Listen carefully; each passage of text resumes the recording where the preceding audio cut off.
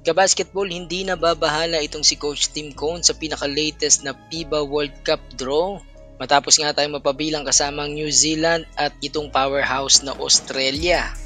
Sinabi ni Coach Tim na kahit sino man yung makatapat natin sa draw dyan sa may FIBA handa silang lumaban. Ayan.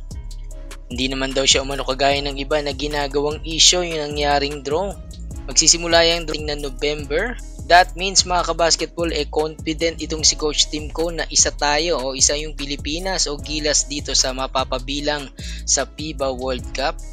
Dito nakita natin na seryoso rito si Coach Tim Cone dahil nga nireject niya pa yung ilang mga tune-up games para mas mahaba-haba nga naman yung practice ng Gilas. At hanggat maaaring gusto muna ni Coach Tim Cone, dito muna makipag-tune up sa Pilipinas at kung meron mga lalaban ng ibang team, doon na yan pag nandun na sila sa may Jeddah. Ayan, di nga naman sila masyadong pagod kagaya nung nakaraan na dikit-dikit yung mga tune-up games. Kumbaga parang naubos yung Gilas, no? Hindi naging maganda yung resulta pagdating ng laban. Lalo na mga kabasketball, napapabalita na magbabalik itong si Kai Sotto sa second round ng FIBA World Cup qualifiers, kaya confident lalo itong si Coach Tim Cone. Though mamimiss ni Kai Sotto itong FIBA Asia Cup, sabi niya kasi na anything is possible and doable as long as Kai is around. Ayan. Nakita na natin yan na effective talaga yung play nitong triangle ni Coach Tim Cone, lalo pagka nasa high post itong si Kai kasama tong si Junmar Fajardo, no. Kita na natin yan, no, sa may Latvia. Mahirap nga namang bantayan, no, pag meron kang triple tower, merong Kai Sotto, tapos nandun si AJ Edu, tapos meron ka pang Junmar Fajardo. Doon nahirapan yung Latvia. Eto mga kabasketball, lalo maganda yung pinapakita ni Carl Tamayo ngayon sa KBL, no? Nag-champion sila.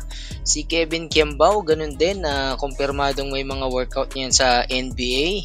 Siyempre si Brownlee, good news, alam natin na maglalaro pa rin siya at wala siyang restriction ngayon. Nakapahinga pa siya ngayon ng mahaba-haba, mga kabasketball. Si AJ Edu, healthy, wala siyang injury ngayon and kayang-kaya niyang maglaro dito sa FIBA Asia Cup. So masasabi natin, mga kabasketball, na palaban pa rin itong Team Gilas Pilipinas sa opinion natin dito sa paparating na FIBA Asia Cup. And I'm sure pinaghahandaan din naman tayo ng mga kalaban natin, mga kabasketball, dito sa Asia, lalo na yung China, yung Japan at yung Korea at yung ilang mga team dyan sa Middle East gaya ng Jordan, Lebanon and Qatar. Ayan. So palapit na ng palapit, no, mga kabasketball. Abangan natin yung susunod na balita dito sa ating Team Gilas. Yung kanilang magiging tune-up games, yung ilalabas nilang lineup o rosters ng ating Team Gilas. Ayan. Hanggang dyan lang muna mga kabasketball. Salamat sa laging pagsubaybay. This is Super Chris TV.